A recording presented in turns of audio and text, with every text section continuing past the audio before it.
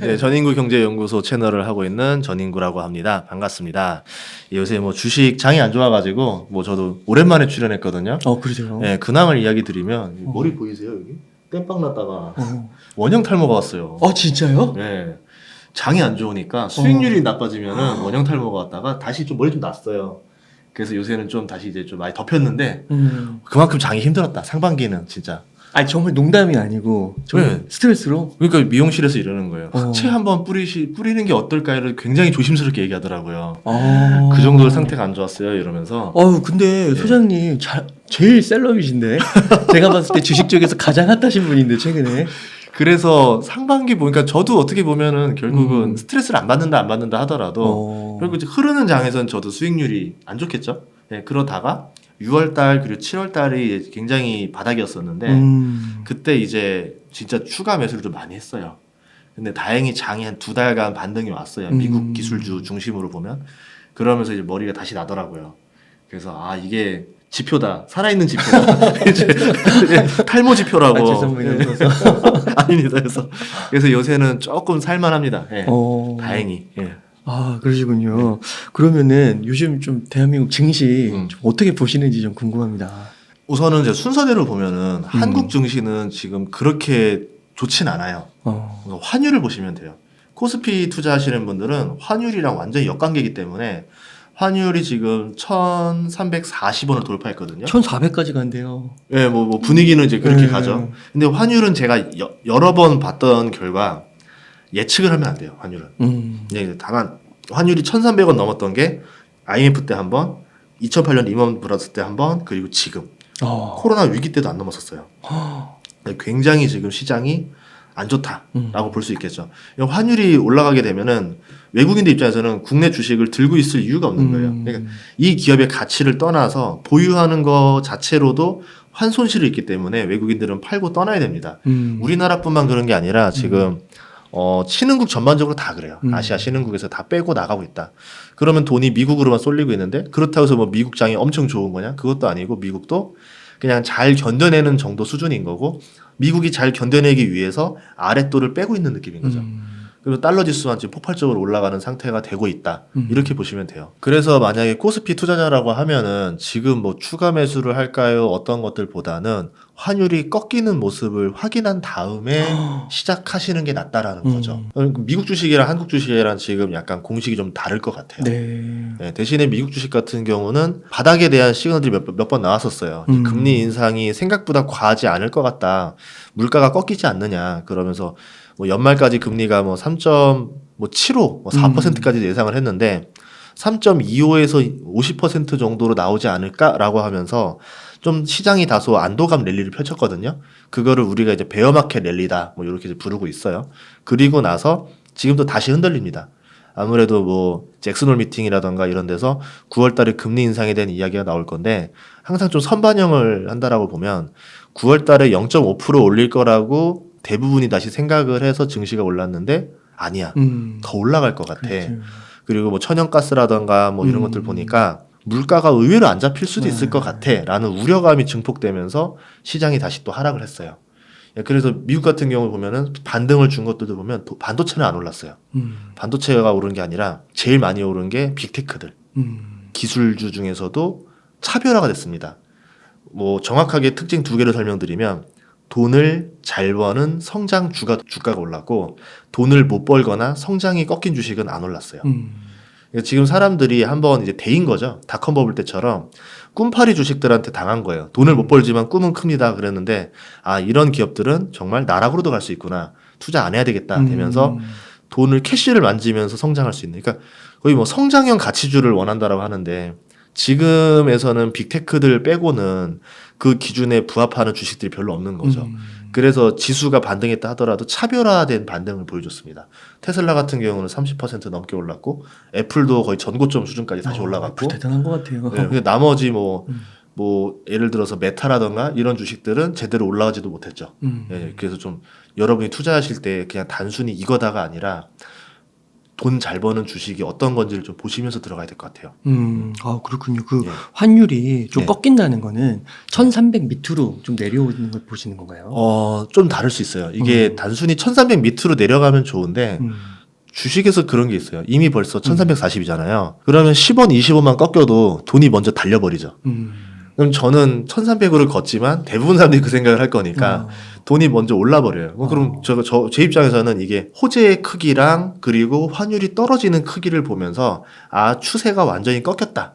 아니다인데 조금 더 안전하게 보려면 말씀하신 대로 1300은 밑으로 들어와야 되는 겁니다. 근데 이제 그게 또 1300 밑으로 내려왔다가 이번에 또 올라가 다시 또 튀어 올랐거든요. 그래서 단순히 숫자로만 보지 마시고 악재가 해소가 완전히 됐는가 안 됐는가를 보시면서 들어가야 될 것 같아요.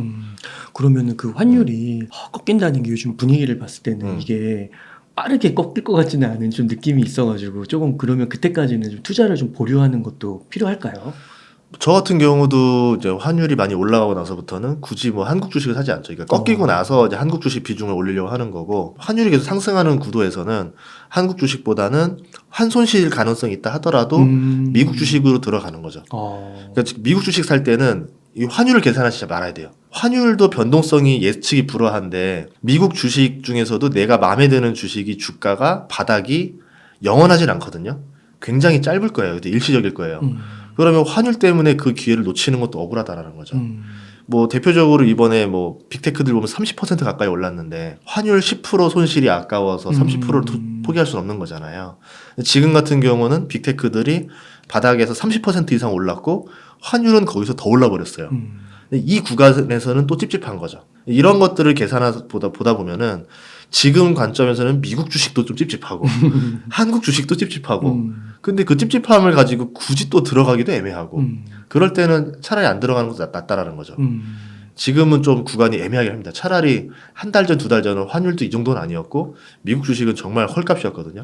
그럴 때가 더 낫었죠. 그 혹자 어떤 분은 그 애플 주식 말씀하신 대로 많이 올랐잖아요. 예. 그래서 애플이 너무 오르니까 애플 주식을 좀 정리했다라고 하시더라고요. 그런 선택은 좀 어떻게 보세요? 대부분의 사람들이 많이 하는 실수 중에 하나인데 본전에 대한 그 선을 긋습니다. 내가 한번 샀다가 물리고 나면은 후회하는 거죠. 나는 욕심만 가지고 들어갔는데 더 많이 벌 줄 알았는데 손실이 날 수도 있는 거구나. 잘못했어요 이러면서 제발 본전에 오게 해주세요 이런 다음에 본전이 오고 나면은 뒤도 안 돌아보고 팔고 나가는 거예요. 그러니까 이거는 기업의 가치와 주가의 흐름을 보고 한 게 아니라 그냥 내가 샀던 가격에 대해서 공포감만 가지고 던져버린 겁니다. 근데 내가 공포감을 가지는 거랑 욕심을 가지는 거랑 기업의 주가가 움직이는 거는 완전히 별개의 일이거든요. 그러니까 나의 감정을 집어넣으면 안 돼요. 투자할 때. 그럼 애플이 왜 올랐는지를 봐야 되는 거고 애플이 오른 이유는 하나예요. 돈이 갈 데가 없어요. 우리는 개인은 주식을 사도 되고 안 사도 되는 선택의 옵션인데 예를 들어 뭐 주식형 펀드라든가 주식형 ETF 같은 입장에서는 주식을 뭐라도 사야 됩니다. 그럼 뭐라도 사야 되는데 지금 보니까 살 게 하나도 없어요. 제일 만만하고 확실한 애를 사는 거죠. 지금 봤을 때 돈 잘 벌고 성장률 괜찮고 별로 꺾일 것 같지 않고 안전하다 생각되는 시가총액 1위까지 기업이니까 블루칩이잖아요. 블루칩으로 돈이 간 거예요. 이거는 그러니까 어떻게 보면 침체에서 나오는 장이기도 한데 가끔 이럴 때 벌어지는 일이 침체인데 그 시가총액 상위주들 중에서도 돈 잘 버는 애들한테만 몇 개만 주가가 달리는 경우도 있어요. 예전에 뭐 니프티 피프티라 그래서 미국에서도 60년대 후반에 시총 50위 그러니까 시총 상위주들만 돈이 쏠려서 올라가는 거예요. 미들 애들한테만 가겠다. 그러니까 야구 선수로 치면은 유명한 선수들한테만 투자가 붙는 거고 유망주들한테는 투자가 안 들어오는 겁니다. 지금이 딱 주식이 그런 장이다 보시면 될 것 같아요. 그러니까 그때 니프티 피프티도 저도 이제 그때를 좀 이렇게 보니까 네. 그 기업들이 돈을 잘 벌었더라고요. 예. 그런데도 주가가 많이 빠지더라고요. 그럼요. 그 다음에 이제 또 오르기는 했지만 이번에도 이제 그런 돈이 갈 곳이 이제 애플처럼 거의 확실한 곳 그것으로 이제 몰리는 그만큼 어떻게 보면은 좀 경제 상황이나 증시 상황이 그렇게 좋지는 않다. 그렇죠. 아무래도 유동성이 옛날 같지 않거든요. 쫙 빠졌거든요. 그런 상황에서는 돈 자체가 귀해진 거예요. 돈이 흔했던 시절에는 뭐 아무거나 투자를 하겠지만 돈이 귀하니까 내 입장에서도 정말 확실한 데만 투자하고 싶은 거죠. 그럼 여러분이 봤을 때 이렇게 생각하시면 될 것 같아요. 예전에는 내가 분산 투자야 이러면서 뭐 10종목, 20종목 투자했겠지만 그거를 한번 줄여보세요. 확실한 애 3개만 골라보겠다. 그러면 17개를 쳐내야 돼요. 그게 지금 유동성 장세인 겁니다. 그러면 여러분은 종목 수를 줄여야 되는 상황이라는 거죠. 옛날처럼 뭐 계란을 한 바구니에 담지 마라라고 말하지만 워렌 버핏도 분산 투자 안 하거든요. 확실한 애들한테 돈을 집중해 버립니다. 예, 그런 투자가 오히려 하락장, 침체장에서 더 낫다라고 봐요. 그러니까 하락장에서는 조금 더 종목을 줄여서 집중하는 게 좀 필요한 거네요. 예. 아, 네, 그렇군요. 그러면은 그 소장님께서 한 6월 때까지는 조금 힘드셨다고 했잖아요. 예. 스트레스 좀 받으시고 그때는 어떻게 보면 싸다고 판단을 한 건데 이게 더 빠져서 그런 걸까요? 하락장에 시그널이 몇 개 있어요. 뭐 사람마다 서로 그거를 찾아내는 기법은 서로 달라요. 근데 다만 제가 찾아내는 기법은 대중의 심리를 좀 섞습니다.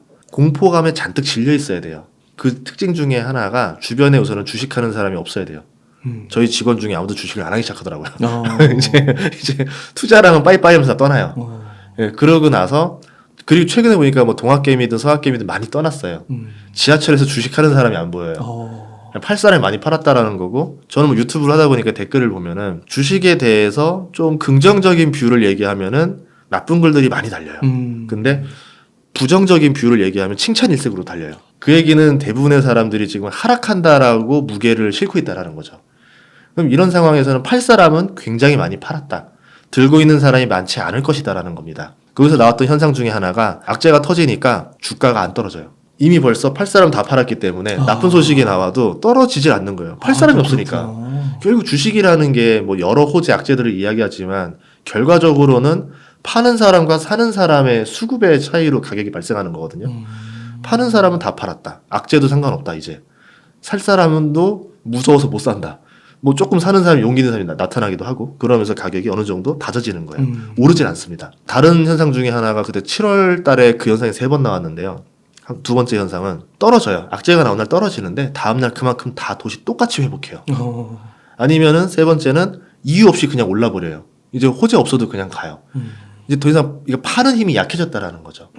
그러면은 이럴 때는 뭐 단기적으로 더 오를지 장기적으로 더 갈지는 몰라도 우선은 바닥의 징후는 보였다라고 볼 수 있다라는 거죠. 아, 그렇군요. 예, 근데 이런 상황에서는 주변 누구한테 주식 투자하라 말도 못해요.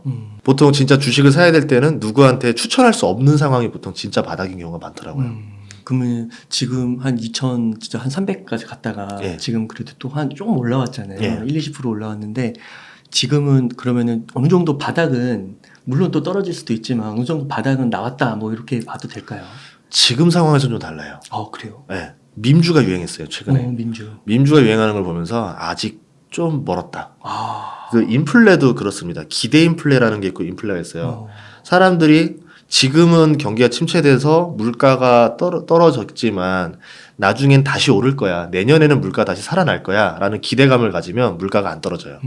마찬가지로 주식 같은 경우도 이번에 한번 바닥을 찍었다가 살짝 올라와 보니까 그치 오를 줄 알았어 했던 사람들이 쫙 사들인 거예요. 이런 사람들이 또 많이 있으면은 또 안 오르는 거예요. 밈주 현상이 나왔을 때 보통 주식을 좀 안 하고 싶죠. 보통 증시에서 나쁜 현상 중에 하나인데 그런 걸 봤을 때는 증시가 조금 더 가기에는 좀 뭔가 제 입장에서는 좀 안 좋은 모습 하나를 봐서 좀 긍정적으로 보고 있지는 않아요. 그러니까 민주 현상까지도 안 나와야 바닥이 된다고 예. 봐야 되는 거죠. 다 떠나야 됩니다. 그 밈주라는 거는 약간 단기적으로 투자를 하시는 분들이 아직 여전히 좀 있고 현금을 예. 갖고 있는 분들이 있고 약간 유행성 투자라고 봐야 될 것 같아요. 기업의 가치보다는 뭐 약간 커뮤니티라던가 이런 젊은 친구들이 많죠. 이런 친구들이 이거 주식 우리가 밀어주자. 이러면서 사가지고 주가를 올려버려요. 그러면서 유행을 타는 거거든요. 트렌드를 타버리는 주식이라 해서 기업의 가치와는 또 많이 다르죠. 보통 이제 공매도 세력과만 연결되어 있는데 일반적으로 막 하루에 300%씩 오르고 그게 이제 저번 주 내내 그랬었거든요. 이런 현상이 보면 그렇게 긍정적이지는 않다. 예. 그래서 환율과 지금 벌어지고 있는 현상을 봤을 때는 예. 아직 뭐 찐바닥 이런 것까지는 아직은 잘 예. 모른다. 좀 의심이 간다. 예. 그렇게 좀 볼 수 있을 것 같고. 그러면은 혹시 소장님은 그런 시나리오도 좀 그리시나요? 한 언제쯤 좀 이게 주식을 조금 적극적으로 담아도 될 시기가 도래할까? 이게 올지 안 올지를 모르지만 온다라고 하면 진짜 바닥 신호겠죠. 여기서 한 번 더 진짜 내 그럴 줄 알았다 할 정도의 큰 폭락이 와야 돼요. 근데 그게 올지 안 올지는 아무도 몰라요. 예. 다만 이제 사람들이 그거를 긴장하고 두려워하는 거죠. 만약에 근데 그때 터졌다라고 하면은 그거는 정말 바닥의 신호가 나올 수도 있겠죠. 근데 이 바닥이라는 게 세 가지가 있습니다. V자가 있고요. V자라고 해서 바닥을 찍자마자 한 달도 안 되는 시간 안에 다시 회복을 해주는 거예요. 굉장히 강한 반등이죠. 이러려면은 증시의 분위기뿐만 아니라 정책적으로 밀어줘야 돼요. 코로나 때처럼 갑자기 막 금리를 무제한으로 뭐 내리겠다, 돈을 막 엄청나게 풀어주겠다, 막 이렇게 되면은 그거를 믿고 사람들이 이제 투자로 들어가면서 V자가 나오는 거고, 예를 들어 2008년이라든가 이런 게 같은 경우는 반등을 주는 척 하다가 뭐 다시 또 떨어지기도 하고, 뭐 이중 바닥 나오기도 하고, 다시 좀 회복되는 줄 알았더니 2011년에 한 번 더 떨어지면서 신용등급 강등되고 이러면서 또 한 번 또 충 하고 떨어지는 거거든요. 그래서 바닥의 횟수라던가 층을 보시면 안 되고 이렇게 보셔야 돼요. 부동산 관점으로 보시는 게 나아요. 이럴 때는 그냥 내가 원했던 기업이 몇 개 있었는데 그 기업이 너무 싸게 나왔어. 이때는 이제 지수를 보시면 안 되고 예를 들어 뭐 애플이라는 기업이 있는데 내가 봤을 때는 $130는 좀 아닌 것 같은데, 너무 과한 것 같은데, 그럼 내가 $130에 사면 언젠가 다시 이 가격이 돌아오지 않는다? 아닌 거죠. 분명히 애플이라는 기업이 무너진 건 아니고 시장만 침체가 있는데 결국 시간이 지나 보면 침체랑 호황은 왔다 갔다 하거든요. 그럼 다음 호황 때 애플 주가가 $130가 될까 안 될까? 될 수 있다라 보는 거죠. 그러면 나는 손해보는 투자인가 아닌가? 시간만 좀 버틸 수 있다라 그러면은 손해보는 투자가 아니게 되는 거죠. 우량주는 그런 관점으로 접근하기 쉬워요. 근데 이제 뭐 잡주라던가 이런 경우는 다시 가격이 안 돌아오기도 하고, 아니면 내가 이제 투자 성향상 두려우면은 팔아버려야지만 속이 시원한 사람들도 있어요. 우리나라 사람들 스타일이 대부분 2달 이상 버티지 못하는 사람들인데 제가 말한 애플 같은 경우는 2년에서 3년을 버틸 수 있냐 없냐를 보는 거예요. 지금 사면 2년 3년. 예, 반도체 사이클이 3년 반마다 고점이거든요. 삼성전자 주가 떨어진 게 이제 1년 됐어요. 그러면 1년에서 1년 반이 됐으면 다음 삼성전자 고점은 2년 뒤에 오는 게 보통 일반 파동을 보면 그래요. 그럼 내가 2년 이상 버틸 수 있는 사람이라 그러면은 지금이 나쁜 가격이 아니죠. 싸면 뭐 더 사면 되는 거고. 근데 2년을 견디지 못하는 멘탈인 사람은 지금은 사는 게 안 좋겠죠. 예. 그런 우량주 투자는 한 2년 보고 투자하면 예. 그리고 싸다고 느낌이 들었을 때 사면 예. 거의 손해 볼 일은 없는. 그렇죠. 근데 그나마 심리를 위해서 나눠 사는 게 제일 좋아요. 분할 매수를 며칠 단위로 할 거냐 이런 얘기도 많이 하는데 하루 단위로 하는 걸 분할 매수라고 하진 않습니다. 이제 주별 정도, 좀 텀을 짧게 보면 주, 아니면 내가 이 텀을 길게 보는 사람들, 난 좀 무한하게 보겠다는 사람들은 월별이 제일 좋아요. 예를 들어 내가 월급 사이즈 정도로, 그리고 아까 말했듯이 단기 사이클, 침체 장기 사이클이 제일 짧은 게 키친 사이클이라 그래서 반도체 주기가 3년 반 주기거든요. 이거를 달로 나누면 40개월 정도가 나와요. 그러면 내 월급 날마다 살 수 있는 돈을 투자해서 주식을 분할 매수를 하겠다. 그리고 내가 가진 자산이 4천만 원이라 그러면 이걸 40분할을 해서 한 달에 100만 원씩 분할로 해서 들어가겠다. 그러면 보통 다음 호황기를 만날 가능성이 높거든요. 이 40분할을 다 녹였을 때. 예, 그럴 때 이제 팔 수 있겠죠. 그러면 그 삼성전자 좀 얘기를 해주셨고, 그 다음에 우리나라 또 증시가 올라가려면은 지수가 올라가려면 삼성전자가 올라가야 되잖아요. 예. 근데 삼성전자가 말씀해주신 대로 한 2021년 초부터 한 1년 6개월 된 것 같은데. 아, 맞아요. 예. 계속 하라고 하고 있잖아요. 이제 2년 남았네요. 2년 남은 거, 1년 6개월 남은 거 아니에요? 3년이면? 1년 반 하락했잖아요. 3년 반 주기가. 3년 반이에요? 네, 대략. 그러니까 3년이면 안 돼요? 3년도 있었어요. 그러니까 네. 20년 동안 봤을 때, 뭐 우리가 사이클을 정하는 게 아니라 그냥 과거에 봤을 때 3년 반마다 호황을 기록했어요. 실제로 키친 사이클이라는 그 주기에 맞게 되는 거고, 반도체라는 게 사람이 현찰이 있을 때만 지르는 물건들이 자동차, 가전제품, 스마트폰, 뭐 이런 PC 이런 것들이에요. 그러니까 사람들이 경기가 좋을 때는 수요가 확 늘어났다가 경기가 조금만 나빠지면 사람들이 거기서부터 지갑을 먼저 닫아요. 안 팔려요. 불안과 호황의 격차가 굉장히 심한 데가 반도체입니다. 그럼 보면 올림픽 주기다, 뭐 3년 반 주기다 말하는데 그때마다 결국은 다시 재고 사이클이 돌면서 호황이 오거든요. 그런 관점으로 보면은 아까 3년 반이다. 그럼 삼성전자도 뭐 1년 반 힘들었으니까 이제 한 2년 뒤에는 좋아지지 않을까. 이제 그냥 그렇게 보는 거죠. 뭐 실제로 정확하지 않을 수도 있어요. 그게 맞다고 하면 2024년 근데 초중반까지는 가야겠네요. 예. 그런데 삼성전자가 또 도전을 하는 기업이에요. 매력적인 기업은 삼성전자는 계속 새로운 또 무대에 도전을 한다라는 확장성이 있어서 매력적인 사업인데 파운드리에 도전을 하고 있어요. 파운드리에 대한 이야기들을 보면은 아직까지는 TSMC에서 좀 밀리는 느낌이 나요. 그러면 여기서 이제 뭐 GAA 기술을 이제 해서 역전을 해보려고 지금 시도를 하고 있는데 역전을 하는 그 순간이 어마어마하게 무서울 겁니다. 파운드리에서 나오는 그 마진이 엄청 크거든요. 그럼 그동안 메모리에서만 돈을 벌었는데 이제 메모리와 비교가 안 될 정도로 큰 돈을 벌게 되는 거고 그러면 그게 본격적인 성과를 보려면 제 생각에는 미국의 공장도 짓고 그게 좀 완공이 되고 앞으로 다음 반도체 수요가 터져야 돼요. 지금은 불황이다 보니까 없는 수요를 나눠 먹어야 되니까 더 힘든 상황이지만 그러니까 반도체 설계사들이 더 갑이겠죠. 이 공장들보다는. 근데 이제 반도체 수요가 폭발적으로 늘어나는 상황에서는 TSMC 아니면은 삼성전자 둘밖에 대안이 없어요.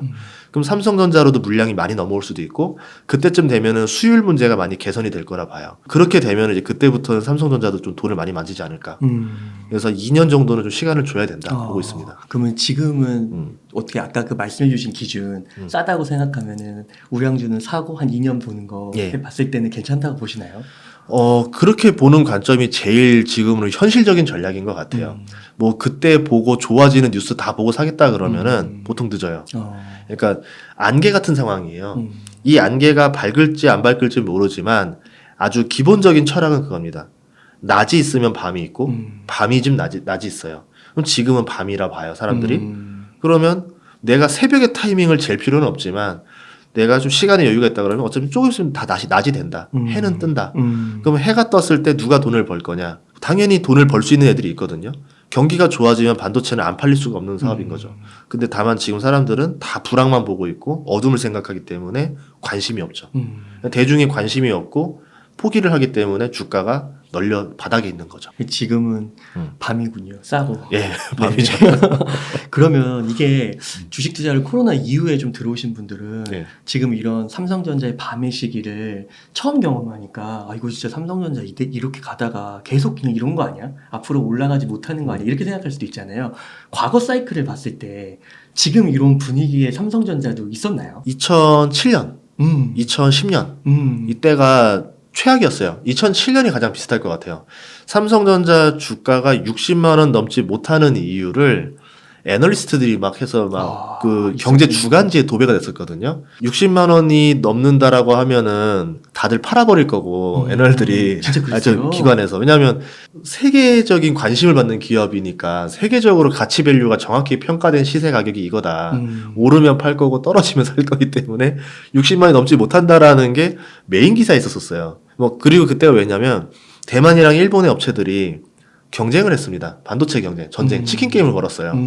그러면서 이제 결국 나중에 2008년에 리먼 브라더스 터지면서 완전히 어려워졌죠. 가격 경쟁에다가 경제 위기에다가 이제 반도체 누가 사겠냐 이러면서 굉장히 어려움을 겪었지만 그 결과 오히려 경쟁사가 망가져요. 그때가 이제 키몬다, 독일의 키몬다가 파산했을 거예요. 독일의 키몬다가 그때 디램 업체 2위였었거든요. 그러면서 종료가 됐어요. 그리고 나서 숨 돌릴 틈도 없이 바로 그 다음에 2009년에 일본 대만 업체들이 또 공격을 해요. 또 가격 경쟁을 펼쳐요. 엄청난 확장, 막 어마어마한 투자를 해서 증설을 해버립니다. 똑같은 규모로 증설을 못하면 내가 비싸게 팔 수밖에 없는 구조가 되는 거고 상대가 싸게 팔면 저는 적자, 상대는 흑자가 나요. 그럼 얘네가 5조를 투자하면 우리 똑같이 5조를 투자해야 되는 거예요. 그런 상황에서 삼성전자가 잘 버텼고 누가 파산했냐면 일본의 엘피다가 파산했습니다. 그 엘피다를 마이크론이 인수하면서 이제 3개 회사만 살아남은 거죠. 삼성전자, 하이닉스, 마이크론. 그러면서 이제 디램 업체에서는 이제 그런 경쟁은 사라졌죠. 이제 시장이 안정화가 됐죠. 그 다음에 삼성전자가 이제 파운드리 또 뛰어드는 거예요. 그럼 지금 둘밖에 없는 거예요. TSMC 아니면 삼성전자. 그럼 둘만 잘 살아남아도 뭐 호황, 불황 오면서 어느 정도 유지를 할 것이다라고 보고 있는데 여기에 인텔이 또 뛰어들었죠. 그러니까 어떻게 보면 2007년 냄새가 좀 살짝 나죠. 근데 그때도 삼성전자 주가는 뭐 이렇게 올랐다 내렸다 하지만 결국은 또 잘 살아남으면서 우상향했고 삼성전자가 제일 잘하는 사업 중에 하나는 뭐냐면 위기에 강해요. 현금 비중이 굉장히 많습니다. 현금을 많이 들고 있어서 그 위기가 왔을 때마다 현금 여력을 바탕으로 다른 기업들이 먼저 자빠질 때까지 기다려요. 이번 같은 경우는 뭐 TSMC도 돈이 많고 삼성전자도 돈이 많아서 둘은 안 자빠질 수 있는데 다른 경쟁사들은 위험할 수도 있다라는 거죠. 그러면 이제 과점 체제가 완성될 수도 있다라는 거죠. 그러니까 지난번에 한 그 저자분께서 오셨는데 그분이 이제 단타도 하시고 장기 투자도 병행하시는 분이 그래서 돈도 많이 버셨더라고요. 강남에 아파트도 사셨는데 근데 수익률을 딱 따져 보니까 삼성전자를 계속 사 모아가는 것보다 적다고 그러시더라고요. 수익률이. 2000년 초부터 이렇게 하셨는데 그게 삼성전자 어떻게 보면 기술주, 그러니까 4차 산업혁명이라던가 반도체, 스마트폰, 그리고 클라우드 시장 이런 것들이 계속 커지면서 굉장히 수혜를 많이 보는 기업인 거예요. 그러니까 우리나라 시총 1위라서 수혜를 본 게 아니라 어떻게 보면은 가장 나스닥에 가까운 게 주식이었던 거죠. 나스닥 상승률도 뭐 어마어마했었습니다. 그러니까 한마디로 근 20년 정도 보면은 밀레니얼 시대를 보면은 기술주가 많이 각광을 받는 시대에 부합하는 주식이었다. 이렇게 볼 수 있겠죠. 그럼 다음 20년은 또 기술주냐. 이런 관점으로 보시면 좋을 것 같아요. 기술주도 한동안 간다라고 봐요. 근데 나중에 좀 더 보면은 바이오에 대한 관심도 많이 가져야 될 것 같아요. 이제 파운드리의 개념이 또 이제 그 우리가 말하는 삼성 바이오로직스라던가 이런 사업들도 어떻게 보면 파운드리의 개념의 공식으로 들어가는 거거든요. 제약에 대한 관심을 이제 끝도 없어질 거다. 세계의 부가 많이 늘어났고 세계 선진국들이 대부분 다 노령화가 됐습니다. 제약에 대한 관심이 많아졌고 약만 있다라 그러면 기꺼이 지불할 사람들이 늘어났어요. 그럼 제약에 대한 기술 개발이 많아지면서 새로운 신약들이 나오고 신약에 대한 생산들이 나올 건데, 그리고 또 이제 코로나로 인해서 끝도 없이 계속 나오고 있는 이 전염병들 이런 것들 때문에 이제 뭐 제약 쪽에 대한 투자들이 활발히 벌어지지 않을까, 여기에 대한 수요가 더 커지지 않았나. 그럼 한 10년, 20년 길게 보면은 여기도 괜찮은 투자처가 있지 않을까 이렇게 보고 있습니다. 한 바이오 예. 전문가분께서는 삼성전자가 바이오로 나갈 거다라고 얘기도 하시더라고요.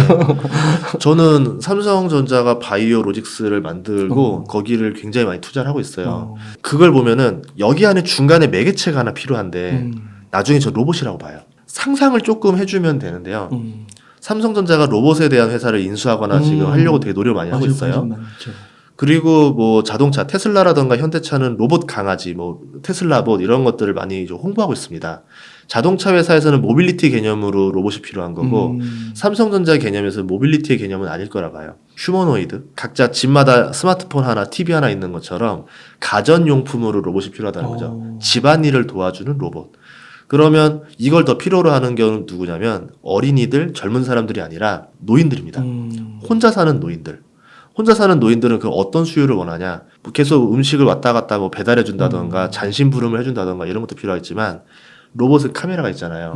사람을 체크하는 거죠. 홍채라던가 이런 것들을 보면서 의료 정보들을 빅데이터로 모은 다음에 그거를 가지고 우리 지금 주인님 좀 이상한 것 같다. 그러면 그 정보가 이제 내가 동의한 주치의한테 가겠죠. 그럼 주치의들한테 경고가 뜨는 것들은 주치의들이 따로 한번 본 다음에 병원 한번 오실 때 된 것 같아요. 한번 검사 한번 받읍시다 이러면서 어떻게 보면은 주치의가 집안에 한 명씩 있는 거랑 똑같은 게 되는 거죠. 그럼 이 과정에서 삼성은 어마어마한 이제 그 빅데이터들이 쌓일 거예요. 그게 또 삼성생명으로 이어질 수 있는 거. 삼성생명, 삼성화재가 되는 거고 제약을 개발할 때 그 빅데이터를 가지고 이제 어떤 제약들을 개발하는 게 지금 또 흐름에 맞겠다. 이렇게 되면서 이제 바이오로 넘어가기가 좋아지는 거죠. 그래서 저는 그 로봇이 하나의 핵심이 되지 않을까 보고 있습니다. 되게 여러 가지 산업의 공통 분모네요. 예. 그리고 삼성전자가 약간 제조업에 되게 탁월하다고 하잖아요. 예. 로봇하고 되게 잘 어울리는 것 같은데요. 로봇도 괜찮죠. 근데 로봇 같은 경우는 앞으로 나오는 로봇들이 그러니까 로봇을 만드는 회사에 집중하시면 안 돼요. 로봇을 만드는 건 그렇게 어려운 기술들이 아니에요. 로봇의 인공지능이 굉장히 핵심입니다. 나중에는 이제 뇌 없는 로봇이 나올 거예요. 뇌 없는 로봇이 나오는 이유 중에 하나가 우선은 로봇이 스스로 딥러닝을 해줘야 되는데 집 안에서 뭐 주인과 대화할 시간도 별로 없는 로봇이 딥러닝을 하기 쉽지가 않아요. 그럼 발전 속도가 느리다라는 거고 그 장비를 집집마다 두는 것도 굉장히 비효율적인 거예요. 클라우드에서 관리를 해주는 게 좋습니다. 클라우드에 뇌 하나를 딱 두고 이게 다 통신망을 통해서 딥러닝도 다 빅데이터가 쌓이는 속도로 다 딥러닝을 해주고 여기서 관리를 해주면은 로봇은 본체만 사면 되겠죠. 그러면 각 집마다 구독 서비스를 해야 됩니다. 그러면 이거를 가장 잘 관리할 수 있는 것들은 플랫폼 회사들이 될 거예요. 네이버랑 카카오라든가 SK텔레콤들이 지금 로봇의 인공지능에 엄청난 투자를 하는 이유가 본체는 어쨌든 주문만 하면 된다. 이 플랫폼을 장악하고 내가 로봇의 뇌만 가지고 있으면은 이제 앞으로 빅데이터를 내가 내 손 안에 다 줄 수가 있다. 그럼 그 다음부터는 뭐 자동으로 되는 거죠. 주문해줘, 뭐 해줘 하면은 네이버 로봇이 카카오 거 주문하진 않을 거 아니에요. 다 이제 생활 편의 서비스랑 다 연동이 되는 거죠. 그런 관점에서 보면 이제 애플이라던가 구글이라던가 아마존이라던가 테슬라라던가 이런 빅테크 기업들이 한 번 더 점프업을 할 수 있는 기회가 온다라는 거죠. 와, 소장님 이런 거 어떻게 이렇게 상상력이 대단하신 것 같아요. 어떻게 이렇게 하세요? 최근에 흐름이 이제 그렇게 되고 있어요. 그 현대 엘리베이터에서 만들어낸 것 중에 로봇 전용 엘리베이터를 지금 광고하고 있습니다. 광고를 하고 있어요? 예, TV 광고를 하고 있고 네이버 랩스에 가면은 네이버 로봇들이 엘리베이터를 자기 맘대로 타고 왔다 갔다 하면서 다 일을 하고 다녀요. 아, 진짜요? 예. 그러면서 이제 1층에 있던 게 3층 가서 일하고 한다는 얘기죠. 그러면 우리의 상황이 바뀔 수 있다라는 게 배달의 민족 보면은 이제 막 각 서빙 로봇들 지금 대여하고 있잖아요. 식당마다. 그럼 이 로봇들이 배달을 해서 알아서 엘리베이터를 타고 올라가서 집집마다 줄 수 있다는 얘기예요. 그럼 이제 앞으로 지어지는 아파트들은 사람만 타는 엘리베이터만 있는 게 아니라 옆에다가 로봇용 엘리베이터를 하나 더 추가로 설치를 하겠죠. 그럼 이제 배달시키면 집 앞으로 로봇들이 다 오게 됩니다. 그러면 자동차는 무인 자동차, 자율주행차에서 이제 자율 로봇들이 배달을 다 다니는 물류가 완전 혁명이 일어나겠죠. 와. 그렇게 되면은 기존에 있는 마트들이나 이런 것들은 경쟁력을 많이 잃어가겠죠. 그게 앞으로 몇 년 보시는 거예요?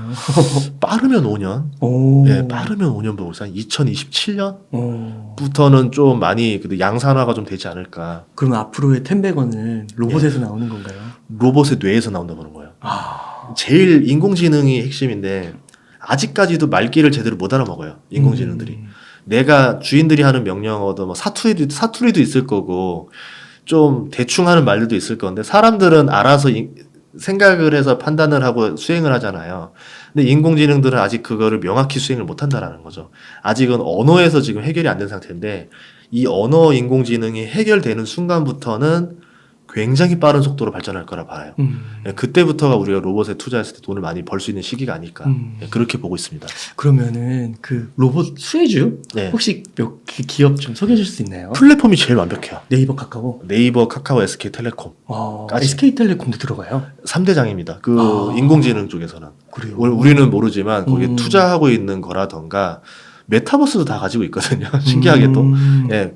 그래서 단순히 통신회사라고 보기에는 포텐이 굉장히 좋은 회사 중에 하나예요. 예, 그래서 그렇게 보시면 될 것 같고 글로벌로도 많이 넘어갈 수 있겠죠. 구글이 가장 무서워요. 예전에 알파고로도 유명했던 인공지능이라던가 요새 아마존이라던가 애플이라던가 테슬라 정도까지가 마이크로소프트 예, 거기에 뭐 더하자고 하면 메타까지 6대장까지 될 수 있을 것 같은데 그런 기업들이 앞으로 인공지능을 가장 잘 써먹을 수가 있어요. 그래서 그 기업들을 잘 보시는 게 좋을 것 같습니다. 그럼 그런 기업들이 삼성전자에다가 네. 하드웨어 제작을 의뢰하는 걸까요? 삼성전자 말고도 뭐 나머지 전자회사들을 많이 쓸 것 같아요. 굳이 삼성전자에 쓸 이유도 없는 거거든요. 대만에 있는 애플 같은 경우 보면은 수많은 회사들이 있잖아요. 스콘 같은 데도 예, 있고. 실제로 보면 샤오미가 그런 걸 보여주고 있는 거예요. 예전에는 내가 하청이나 이런 걸로 컸었지만 샤오미는 단독 브랜드로 하려는 욕심을 많이 내요. 스마트카도 진출하겠다 하고 샤오미 로봇도 만들겠다고 하면서 자꾸 보여주고 있거든요. 그런 것들을 봤을 때는 조금 더 그 하단에 있는 회사들이 할 건데 제가 생각할 때는 당장의 관심은 로봇 회사들이 눈여겨 보이겠지만 그 회사들은 결국은 짧게 돈을 벌겠지만 나중에는 그게 핵심 기술들이 아니기 때문에 많이 벌지 못할 거라 봐요. 결국은 스마트폰은 어느 회사든지 다 만들어낼 수 있습니다. 스마트폰 만들어서 돈 버는 회사는 애플밖에 없어요. OS. 예. 전기차도 지금 여러 회사들이 다 만들고 있지만 그걸로 돈을 제대로 버는 회사는 이제 테슬라 정도밖에 없고 비아디가 살짝 벌고 있는 거고 그러면 이제 로봇을 만드는 회사가 아니라 로봇을 주문해서 자기 브랜드를 씌워서 나갈 수 있는 회사들 예, 그 회사들을 잘 보셔야 될 것 같아요. 아, 그렇군요. 여기서 뭐 하나 더 보면은 일본에 있는 회사들이 좀 뜰 것 같아요. 최근 로봇 하면은 예, 일본 기술이 뛰어나잖아요. 대표적으로 감속기라는 게 있는데 정밀해야 됩니다. 로봇가 집으려면 윙하다가 딱 멈춰야 돼요. 이 관절이 되게 많이 들어가는 예, 거거든요. 오차가 나면 안 돼요. 그런데 오차를 안 내기 위해서 굉장히 느린 속도로 팔이 움직이면 답답하겠죠. 빠르게 움직이면서 딱 떨어지려면 감속 기어가 빠르게 멈춰야 됩니다. 정확하게. 그 감속기를 제일 잘 만드는 데가 무라타 제작소예요. 일본에. 뭐 이런 회사들이 좀 뜨지 않을까 이렇게 보고 있습니다. 야, SK텔레콤은 배당도 잘 주는데 인공지능에 또 투자를 하는군요. 와. 만약에 로봇을 모든 사람들이 구독 서비스 한다 생각해 보세요. 그리고 예, 그렇게 되면 이제 그 기업은 굉장히 또 새로운 요금제를 쓸 수 있는 모델이 생기는 거죠. 그러네요. 그 삼성전자는 안 들어가나요? 지금 저는 이제 미국 기술주를 먼저 봤던 게 알려주죠. 달러의 강세나 이런 것들을 보면은 우선은 미국이 잘못되더라도 제일 덜 타격을 받을 것이다.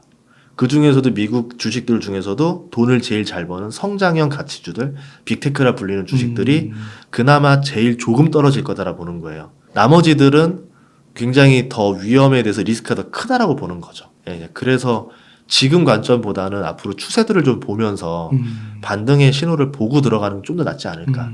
근데 일반적으로 보면 사람들이 먼저 사야 돈을 번지 막 이러니까 욕심내서 먼저 들어가거든요. 예, 그러다가 속은 경우가 몇 번 있어요. 차라리 초보자들한테는 그 타이밍에 안 사라고 말하고 싶어요. 그 애플은 PER이 거의 그래도 한 30배까지 왔더라고요. 예, 그렇죠. 구글은 20이 좀 안 되는 것 같고 예. 구글은 싼 것 같은데 구글을 좀 빅테크 가치주라고 좀 봐도 될까요? 구글과 네이버와 카카오와 메타의 공통점이 있습니다.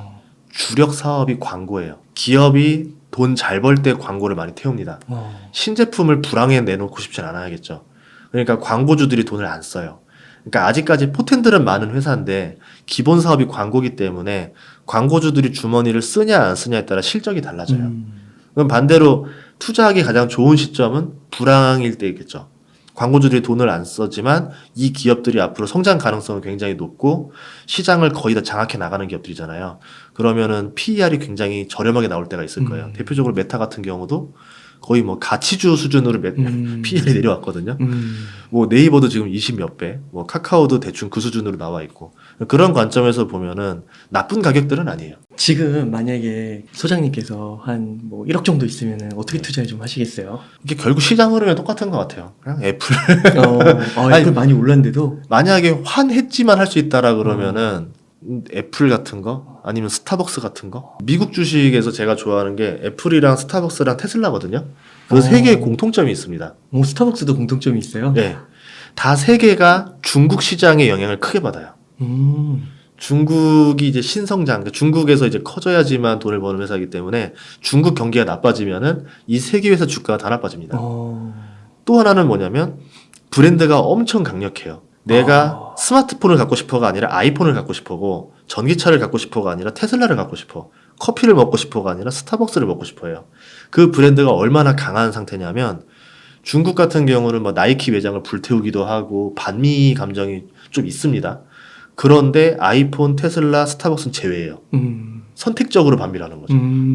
그 정도로 그 브랜드를 사랑한다는 겁니다. 그 정도를 뚫어낼 수 있을 정도의 브랜드 파워라고 하면은 이 브랜드를 싫어할 사람이 거의 없다라는 거죠.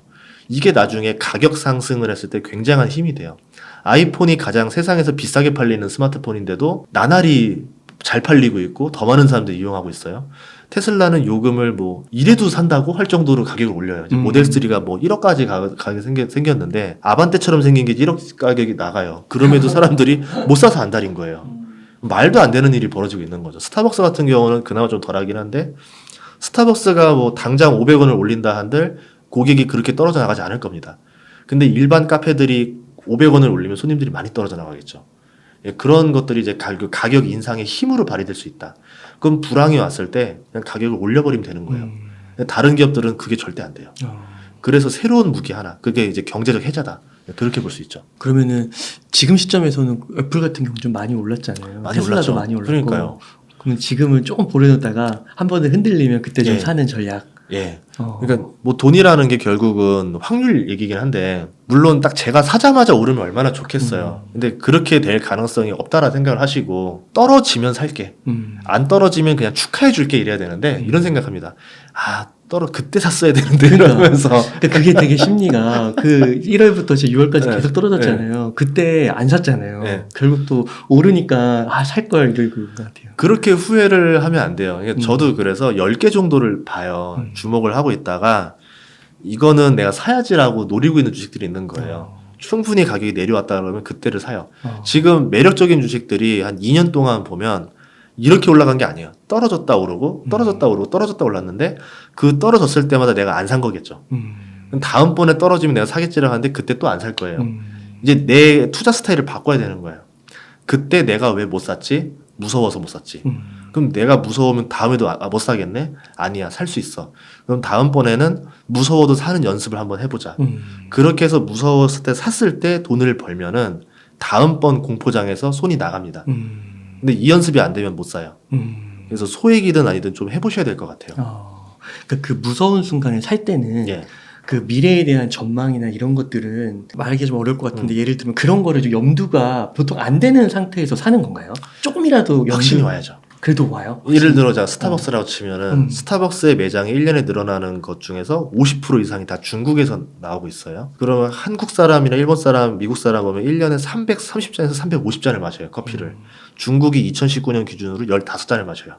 2015년엔 5잔 마셨어요. 늘어나네. 예, 그리고 이제 중국의 유학생들 미국이나 캐나다나 호주에서 봤을 때 보면은 스타벅스 사랑이 남달라요. 그리고 그 친구들은 다시 본국으로 다 돌아갑니다. 그럼 이 친구들이 나중에는 결국 스타벅스를 마실 거고 우리 93년, 94년에 야타족, 오렌지족처럼 그 시대 문화를 또 선도하거든요. 그러면 커피를 마시게 되는데 언제부터 중국 사람들이 커피를 많이 마실 거냐? 소득이 어느 정도 딱 올라가는 시점이 있어요. 이제 밥값이랑 커피값이 그렇게 부담되지 않는 시점에 이제 그 테이크아웃 커피들이나 이런 스타벅스가 불티나게 팔릴 거라 보는 거죠. 뭐 그렇게 봤을 때는 지금이 호황이든 불황이든 간에 제 관점에서는 별 상관이 없는 거죠. 예, 그 시점까지 기다리고 있는 거기 때문에 좀 목표를 2달, 3달로 보면은 이거는 정말 뭐 홀짝에 돈을 거는 거게 되는 거고 5년, 10년을 보면은 제가 성공할 확률이 훨씬 더 높은 게임을 하는 거죠. 그 카지노 같은 데 가면은 뭐 제가 가진 않았습니다만 바카라가 성공 확률이 49%로 제일 높을 거예요. 근데 그거 가지고도 하다 보면 사람이 녹아요, 돈이. 그럼 결국은 내가 투자를 할 때는 확률이 가장 높은 데 투자해야지만 돈이 안 녹는다라는 거거든요. 그래서 여러분들이 가장 돈 벌 수 있는 높은 확률에 투자를 하셨으면 좋겠어요. 그래서 애플, 스타벅스, 테슬라가 3대장이네요. 근데 주가가 좀 내려오면 사야지라고 하는데 저번에 한번 내려왔었죠, 둘은. 예. 그리고 스타벅스는 쬐끔 올랐고 예, 그런 관점에서 보면은 그나마 제일 나은 건 스타벅스. 여기서는. 예. 또 앞으로 진짜 또 FOMC 열리고 금리 인상 또 자이언트 스텝 나올 수도 있는 거고 인플레 잘 안 잡히고 이러면 또 이게 또 주가가 한번 술렁일 수도 있으니까 가능성이 충분히 있죠. 지금은 안개 같은 상황이에요. 그냥 이 안개에서 내가 가장 확률 높은 전략을 짜는 거죠. 오를 수도 있고 떨어질 수도 있다. 그러면 이 상황에서 내가 가장 피해를 적게 보면서 유리하게 할 수 있는 전략은 떨어졌을 때마다 나눠서 찔끔찔끔 산다. 근데 뭐 보다시피 여기에 뭐 아까 키친 주기도 걸고 하면서 대략적으로 뭐 하락장이 2년 이상 더 가지 못할 것이다. 그러면 내가 분할을 2년 정도 달마다 나눠서 하는 건 어떨까? 그러면은 훨씬 더 유리한 게임을 할 수 있겠죠. 그러니까 2년 정도 여윳돈을 갖고 예. 이번에는 꼭 한번 공부도 하시면서 예. 소장님 말씀도 참고하면서 한번 노려보면 되게 좋을 것 같네요. 그리고 주식을 뭐 저도 2006년부터 투자했지만 오르는 타이밍이 정말 어이없을 때 올라요. 그래요? 생각보다 빨리 오르는 경우도 굉장히 많고요. 아, 그래요? 생각보다 되게 늦게 오르는 경우도 많아요. 너무, 지수로 봐도. 너무 흥미로운데요. 이거 선반영이라고 말을 많이 하잖아요. 그런 것처럼 이번 같은 경우도 6월달, 7월달 봐도 이렇게 나쁜데 왜 올라? 그러니까.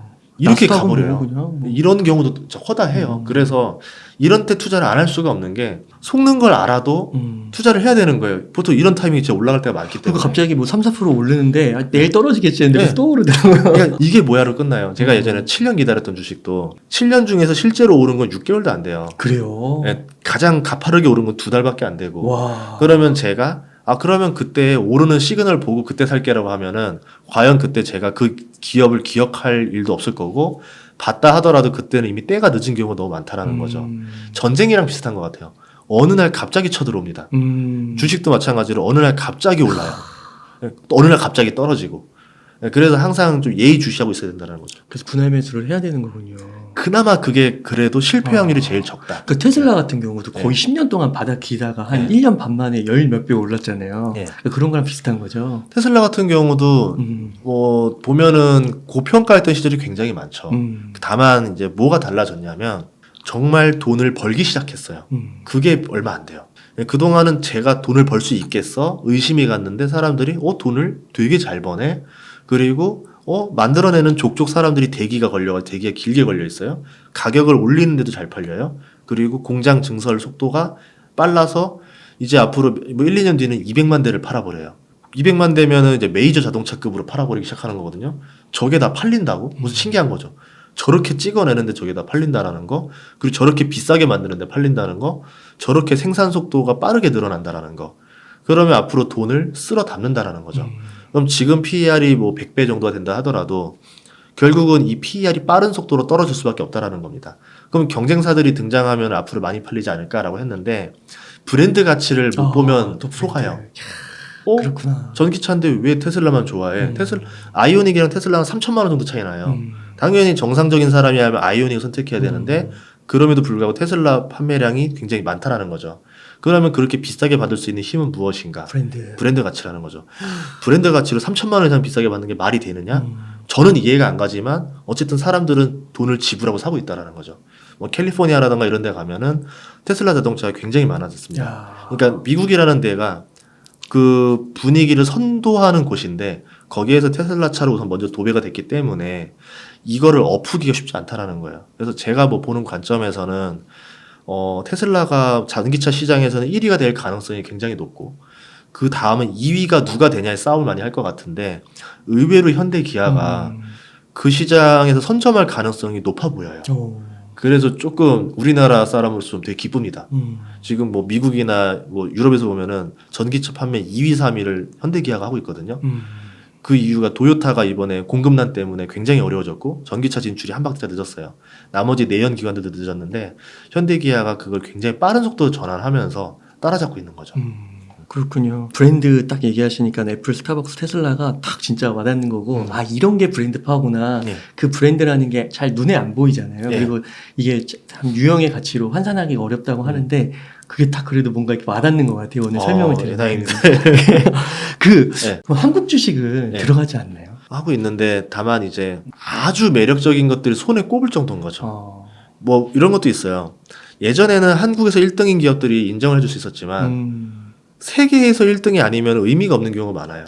한국이라는 시장 안에서 갇혀버리는 게임을 한다라 그러면은 성장성에 한계가 있는 거고 당연히 주가가 오를 가능성도 별로 없어요. 그러면 세계 시장 1등을 석권할 수 있는 기업이 뭐가 있느냐라고 가야 되는데 경기 침체가 좀 길어진다라는 가정을 먼저 해야 돼요. 경기 침체가 길어진다라고 하면은 불황 속에서도 성장하는 업종이 필요합니다. 불황에서 성장하려면은 국가가 돈을 태워줘야 돼요. 국가가 밀어주는 섹터, 뭐 친환경, 뭐 전기차, 뭐 이런 쪽들이 돈을 많이 밀어주겠죠. 그러면 그쪽 위주로 투자를 하는 게 훨씬 낫다라는 거죠. 대표적으로 전기차 같은 경우는 시대의 흐름이기 때문에 2030년, 35년에 내연기관 생산을 안 할 거니까 대부분 회사들이 그러면 그때까지 전기차를 빨리빨리 찍어내야 될 겁니다. 그럼 전기차에 대해서 뭐 미국도 보조금을 줬고 우리나라도 이제 보조금을 줄 거고 다른 나라도 보조금을 주겠죠. 그러면서 전기차 경쟁을 많이 할 것 같아요. 그럼 이 과정에서 우리는 이렇게 보죠. 전기차만 볼 거예요, 사람들이. 전기차를 누가 만드는 거야. 그래서 그나마 우리나라 사람들은 좀 깨어있는 게 그래도 배터리는 누가 만드는 거야 까지 봐요. 뭐 우리나라도 배터리 잘 만드니까. 근데 이제 이미 배터리 주가들도 이미 벌써 성장을 벌써 다 앞당겨서 와가지고 많이 올랐죠. 근데 아직 그나마 덜 오른 데가 그럼 전기차 타이어는 누가 만들 거야? 저는 한국 타이어도 기술이 세계적인 수준이거든요. 전기차 타이어에서는. 근데 사람들이 그런 공부를 안 해요. 전기차 타이어는 기존의 내연기관 타이어랑 달라야 됩니다. 배터리 무게가 뭐 엄청 무겁기 때문에 그 무게가 더 얹어지니까 타이어가 더 빨리 닳아요. 그래서 더 강한 타이어가 필요해요. 그리고 이게 밟으면 확 나가기 때문에 마모력과 접지력이 뛰어나야 돼요. 기존 타이어보다 더 성능이 좋아야 됩니다. 그리고 또 하나가 뭐냐면 내연기관에 엔진 소리가 들어오지 않기 때문에 모터가 조용하잖아요. 바닥 노면 소음이 막 들어와요. 그러면 그 소음까지 차단할 수 있는 타이어여야 돼요. 그러면 돈을 기꺼이 주더라도 비싼 전기차용 타이어를 살 수밖에 없다는 거죠. 그럼 그 시장에 가장 빠르게 들어가고 선점하고 있는 타이어 회사가 어딘가? 글로벌 타이어들이 많이 있지만 한국 타이어가 의외로 거기에서 굉장히 빨리 들어가 있어요. 그럼 과거의 타이어 회사보다는 레벨업을 해주는 게 맞겠죠. 네. 그러면 이게 전기차 다음으로 전기차랑 좀 연결을 해서 전기차 뭐 장비라고 해야 되는 건가요? 장비 기업? 뭐 부품 기업이라고 좀 봐야 되겠죠. 예, 부품이라고 볼 수 있고 타이어도 부품이라고 보기 좀 애매하긴 한데 뭐 부품 소재 다 걸로 들어가야 되겠죠. 예. 그러면은 혹시 좀 거기서 좀 유망하게 보시는 아까 한국 타이어 정도? 한국 타이어? 예. 한국 타이어가 기업 이름이에요? 예, 한국 타이어 앤 테크놀로지. 예. 그래요? 예. 타이어 우리나라 타이어에서 3개가 있어요. 한국, 금호, 넥센. 네. 예, 근데 그 중에서 이제 한국 타이어가 글로벌적으로 되게 빠르게 치고 나갔어요. 뭐 그 외에 뭐 꼭 타이어라 그러면은 우리는 또 이제 뭐 우리나라 타이어에서만 승부를 보려고 그러는데 그럴 필요 없이 뭐 유럽에 있는 타이어 회사라던가 일본에 있는 타이어 회사라던가 이런 것들 다 보셔야 돼요. 일본 같은 경우도 타이어 회사들이 굉장히 많이 있거든요. 그런 회사들도 주목하셔야 됩니다. 그러면은 그쪽은 어때요? 타이어 장비 부품 이쪽 말고 자율주행 이런 쪽은 어떻게 보세요? 자율주행 쪽은 플랫폼이 또 가져갈 것 같아요. 아, 또 플랫폼이에요. 그러니까 제가 중국에서 인터뷰 기사 하나를 보고 충격을 먹었는데 이런 말을 하더라고요. 중국 전기차가 왜 잘 팔리냐 중국 내에서. 그랬더니 이런 말을 해요. 저는 당연히 중국 사람이니까 중국 전기차를 사야 되죠 이럴 줄 알았던 게 아니라 중국 스마트폰에 연동이 잘 되었다 이러는 거예요. 벌써 전기차 시대부터 그게 벌어지고 있습니다. 내 스마트폰의 기능들이 저 자동차와 연동이 잘 돼서 호환이 잘 돼야 차 안에서 즐길 수 있다라는 거예요. 야, 그렇구나. 사람들 뭐 불법이긴 하지만 운전하면서 맨날 뭐 카톡 치고 뭐 하시는 분들 엄청 많이 있거든요. 여기서 이제 자율주행 2단계 정도만 돼도 사람들이 스마트폰을 너무 많이 봐요. 사고 나면 위험할 정도로 그렇게 하고 계시더라고요. 그러면은 전기차고 자율주행이 어느 정도 기본 정도 서포트 된다라 그러면 심심함을 느낀다라는 거예요. 그동안 내가 운전할 땐 몰랐는데 운전을 안 하니까 이 안에서 뭐 하고 놀지? 엔터테인먼트 요소들. 그러면 스마트폰에 있는 기능들을 그대로 집어넣을 수 있는 거. 그래서 그 나라의 스마트폰이 가장 잘 팔릴 가능성이 높다라는 거고 이런 말을 하나 했었어요. 그런데 다른 나라 자동차들 중에서 테슬라는 또 연동이 잘 되는 것 같아요. 까지 얘기하더라고요. 아, 그런 점에 봤을 때 글로벌 화하더라도 그 나라 지역화를 얼마나 잘 맞춰주고 있느냐가 중요하겠다라고 보고 있는 거죠. 그러니까 그 두뇌 소프트웨어 쪽은 플랫폼 기업들을 주목을 해야 되는 거군요. 예. 아, 그렇군요. 그러면은 그 소장님 요즘에 좀 신문에서 태조 이방원이라면 혹시 들어보셨나요? 아니, 누가 만든 거예요? 이게 경제신문에서 요즘 뜬다고. 아니 이런 거 이름 만들어내는 걸 되게 싫어해가지고 보니까 이제 태양광, 조선, 2차전지, 방산주, 원자력 이러는데 2차 전지는 들어갔네요. 이미 좀 그러니까 최근에 오르는 것들을 맞아요. 많이 하는 것 같아요. 많이 이제 올랐죠. 사람들은 오르고 나서야 더 오른다 생각을 하거든요. 오른 것들보다는 안 오른 걸 먼저 찾아보세요. 이미 남들이 발굴해서 주가 다 띄워놓은 거를 내가 이제 끝물에 들어가지 마시고 끝물이 잘릴지 모르겠지만 차라리 들어가려면 아주 빨리 들어가던가 아니면 내가 먼저 발굴을 하셔야 되는데 많은 분들이 너무 뒤늦게 생각하셔요. 저는 차라리 정도전 하면 정유. 자, 정유인데 우리나라 정유 말고 미국 정유. 옥시덴탈 이런 거. 예, 맞아요. 쉐브론. 쉐브론, 엑스모빌. 예, 탄소 포집 능력까지 압도적인 세계 1위인 회사들. 그럼 석유를 채굴하는데 탄소 배출이 안 나오는 회사들이 있을 거예요. 탄소 제로, 넷제로 원유라고 하는 게 있어요. 그렇게 할 수 있는 회사들이 이제 메이저 회사들밖에 없습니다. 그 옛날부터 그 연구를 많이 했고 기술 개발을 많이 가지고 있기 때문에 워렌 버핏이 옥시덴탈 투자한 이유는 그것 때문에 그래요. 탄소 포집 기술이 세계 중에서 제일 뛰어나요, 얘가. 그렇구나. 직접 포집, DAC라고 하는데 그걸 가지고 치환해서 하는 방식이 압도적이에요. 야. 그러면 이제는 탄소 배출 없이 석유를 뽑아내고 상대 기업들은 탄소 배출을 하면서 뽑아내야 돼요. 와, 근데 기술 발달이 놀랍네요. 정유 기업들이. 2024년부터 시작을 하거든요. 그래요? 옥시덴탈 같은 경우는 얼마 안 남은 얘기들인 거예요. 그런 관점에서 보면은 이렇게 좀 탄소 포집 기술이 뛰어난 회사들, 원유를 채굴할 수 있는 회사들을 보시면 좋을 것 같고, 네, 반도체. 이제 반도체는 사람들이 반도. 예, 워낙 지금 희망을 안 가지고 있는데. 주가도 빅테크가 많이 올랐지 반도체가 많이 오른 건 아니에요. 반도체는 아직 지금은 침체기이기 때문에 그러면 좀 더 미래를 보고 사면은 좋은 반도체를 담을 기회가 온다라는 거죠. 참고로 미국의 바이든 때문에 인플레 감축법이라든가 이런 반도체 치포 동맹 이런 걸로 인해서 미국 내로 반도체 회사들을 많이 짓게 만들었어요. 처음에 그런 반도체 공장을 늘려야 되니까 설비주들이 좀 유행할 겁니다. 뭐 ASML이라던가 뭐 램리서치라던가 AMAT라던가 뭐 이런 회사들 위주로 먼저 올라가고 그 다음에 반도체 회사들이 올라가고 뭐 후공정 회사들 뭐 이런 회사들이 이제 점점 뜨는 거거든요. 예, 이런 관점으로 좀 보시면 좋을 것 같고 어쨌든 정책이 밀어주는 거예요. 그렇게 되고 전기차. 예. 불황에도 전기차는 간다라고 보는 거죠. 다만 주가들이 좀 비싸서 여기서 옥석 가리기를 해야 돼요. 비싸도 내가 인정할 수 있는 비쌈이면 상관이 없는데 이런 경우인 거죠. 오마카세인데 맛없는 오마카세면 안 되는 거예요.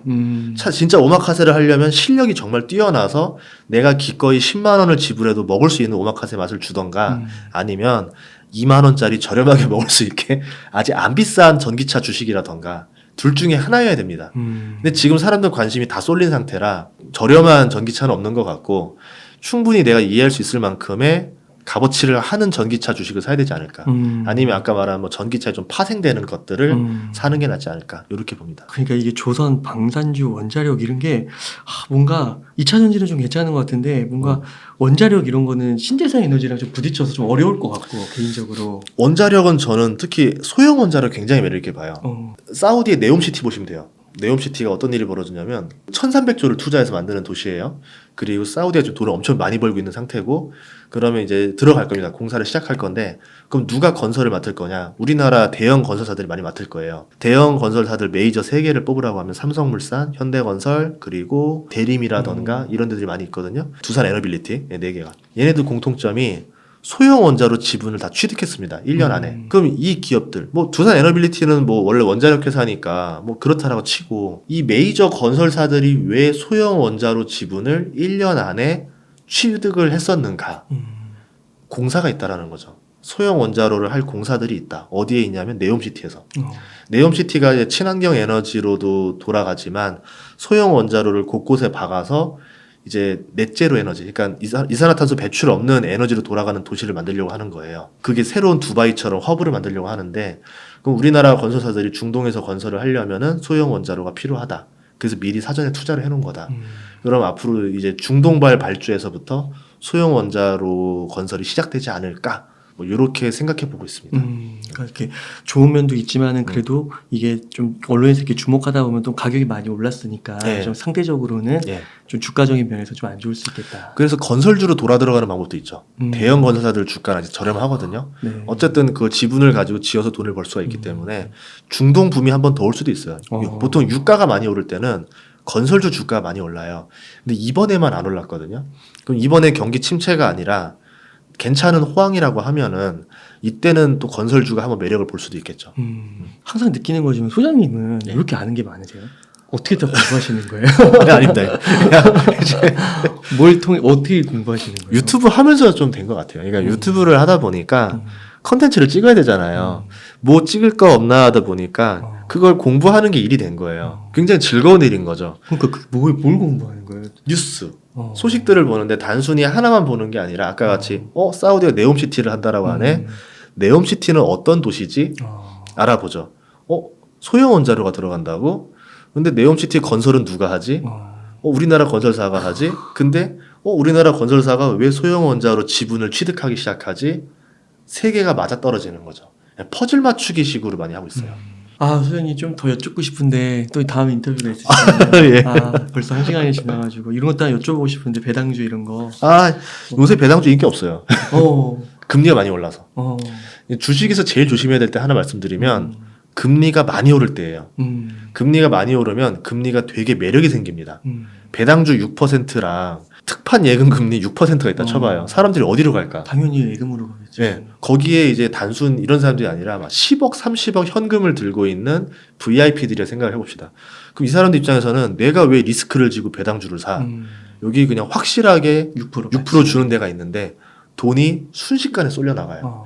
그러면 주식시장으로 돈이 빠져나간다는 거예요. 반대로 말하면. 그러니까 주식시장에 한동안 침체가 온다라는 거죠. 이거는 뭐 글로벌적인 현상이에요. 일반적으로 예금의 매력이 있을 때 증시에 위기가 많이 왔었어요. 그래서 예금 금리가 올라가는 거를 잘 체크하셔야 됩니다. 그 배당주 같은 경우는 금리가 떨어졌을 때도 성장주를 좀 주목받는 것 같고, 예. 그때도 배당주는 별로고, 맞아요. 지금처럼 또 예금 금리가 올랐을 때도 예금한테 치이고. 그러니까 이게 예. 좀 지금 금도 그래요. 예전에는 달러 가치가 헐값일 때는 금이 오르고 달러 가치가 강세일 때는 금값이 떨어졌는데 작년에 보다시피 달러 가치가 약세였는데 금이 올라가려니까 내가 디지털 금입니다 하면서 비트코인이 올라가 버렸죠. 치워버렸죠. 어중뛰어버렸죠. 배당주도 지금 그런 상태라고 보시면 돼요. 그런 상태로. 예. 그렇군요. 그 소장님 제가 부동산에도 여쭤보고 싶은데 오늘 또 가셔야 되니까요. 이 정도에서 오늘 마무리하면 너무 좋을 것 같습니다. 이렇게 바쁘신데 항상 와주셔서 너무 감사드립니다. 아닙니다. 예. 그러면은 소장님 끝으로 예. 혹시 한번 시청자분들께 좀 강조하고 싶으신 말씀 있다면 좀 부탁드릴게요.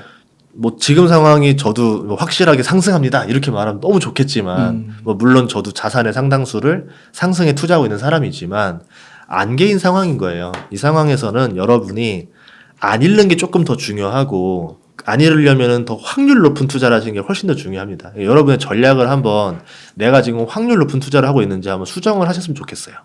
네, 감사합니다. 예. 이렇게 해서 전인구 경제연구소의 정인구 소장님을 모시고 이야기를 나눠봤습니다. 긴 시간 동안 유익한 인사이트 많이 나누셔서 감사의 말씀 드립니다. 오늘 고생 많으셨습니다. 네, 고맙습니다.